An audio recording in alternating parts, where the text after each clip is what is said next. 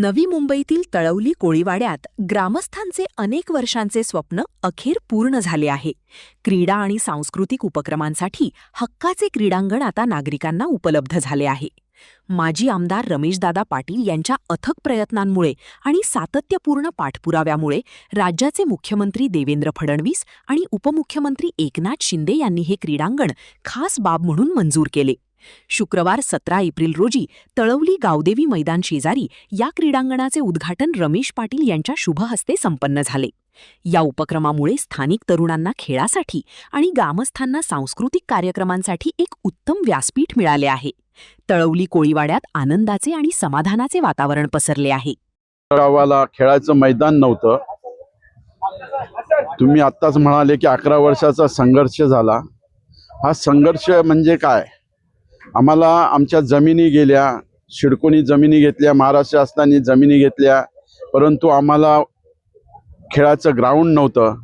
ते ग्राउंड मिळवण्यासाठी अतोनात प्रयत्न करावे लागले, मान अपमान सहन करावे लागले आणि शेवटी 11 वर्षांनी माननीय मुख्यमंत्री फडणवीस साहेब आणि माननीय माजी मुख्यमंत्री एकनाथराव शिंदे साहेब यांनी दोघांनी आम्हाला हे ग्राउंड मिळवून दिलं.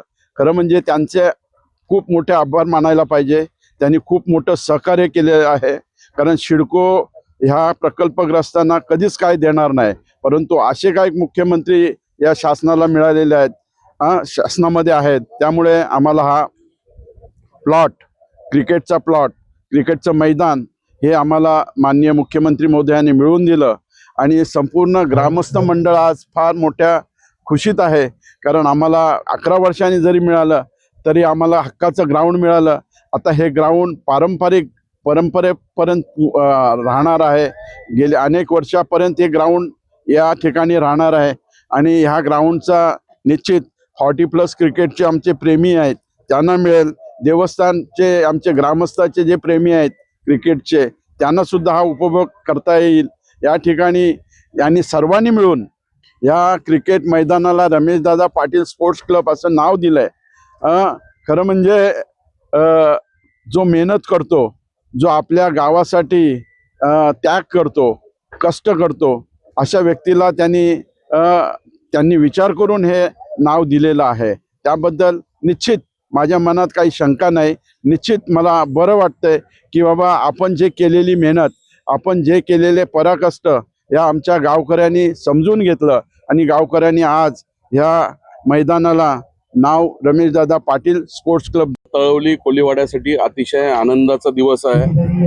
आज तळवली कोळीवाड्याला त्यांचे हक्काचे खेळाचे, लग्नाचे व सांस्कृतिक कार्यक्रमासाठी मैदान हे राज्याचे मुख्यमंत्री आदरणीय देवेंद्रजी फडणवीस साहेब व राज्याचे उपमुख्यमंत्री माननीय एकनाथ शिंदे साहेब यांच्या वतीने हे तळवली कोळीवाड्याला हे समर्पित करण्यात आलेलं आहे, एक भेट देण्यात आलेली आहे. कारण का आपण बघितलंच असेल की नवी मुंबईमध्ये कुठेच हक्काचे मैदान हे कुठल्याच कोळीवाड्याला दिलेले नाही आहेत आमच्या गावांना. परंतु आम्ही 2015 पासून 30 सप्टेंबर 2015 पासून आम्ही पहिला देवेंद्रजी फडणवीस साहेबांकडनं स्टे ऑर्डर घेतलेली, त्याचं रूपांतर कोर्टात झालं. कोर्टाच्या नंतर अनेक संघर्ष झाला, अनेक संघर्षानंतर अनेक गोष्टी घडल्या आणि त्याच्यानंतर आज खरं या 40+ तळवली मंडळाच्या वतीने आज पहिला सामना हा तळवली कोळीवाड्यामध्ये नवी मुंबईत खेळण्यात आलेला आहे आणि त्याचा आम्हाला सर्वच श्री देवस्थान ट्रस्ट ग्रामस्थ मंडळ तळवली कोळीवाड्यातील व सर्व इकडच्या ग्रामस्थांना खूप खूप आनंद आहे की आज आमच्या हक्काचं आम्हाला मैदान भेटलेलं आहे. आम्हाला कोणाच्या दारात जायची गरज नाहीये.